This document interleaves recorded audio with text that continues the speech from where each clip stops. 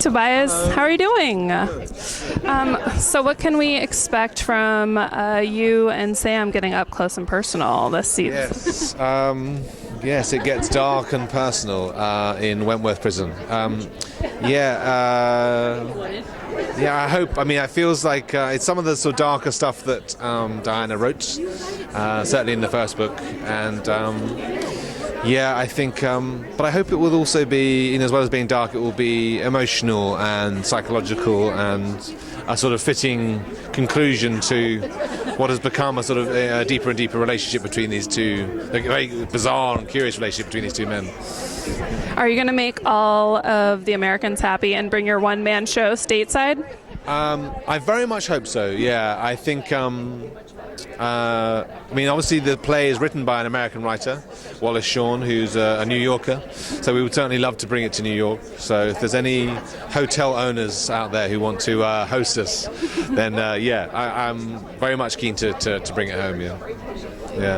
So you kind of have the most interesting role in the show because you play two polar opposites. How is that for you, and what's that process like going between, the great guy and the really, really awful one? One of the interesting things, I'm not sure they are polar opposites. I think there's obviously...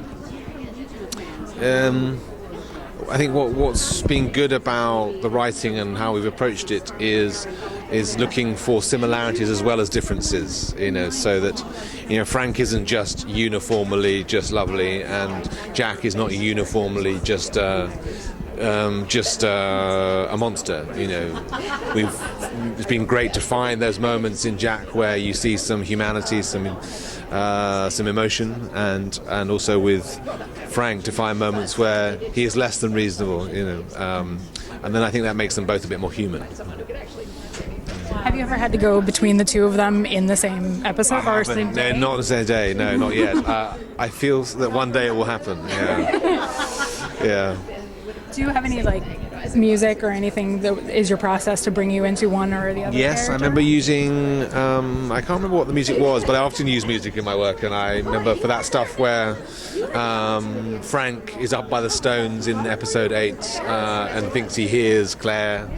That moment of sort of screaming at the stones. I remember listening to some music then. Because it required, it needed to be a sort of emotional end to that bit of the story. So you did mean for him to have heard her, because I've seen a lot of people arguing that whether or not he actually heard her when he was up there. Yes, I think he thinks he hears her voice. Yeah. Ultimately, afterwards, he wonders whether he just heard it was just in the wind. But yes, I think we've played it, with her. With the camera going either side of the stones and her running up and him being there, and so it's I'm not sure whether it's in his mind or whether I think it's obviously. Have you had any crazy fan interactions? Anyone just hating on Blackjack in person? Not in person, no. I mean, I live in London, and the show hasn't been airing there yet, so I've been I've been out of the firing line, but it's about to start playing on Amazon Prime, so maybe I'm going to start having some people throwing some stuff at me in the street. I hope not. Thank you so much. Yeah. Thank you. Cheers.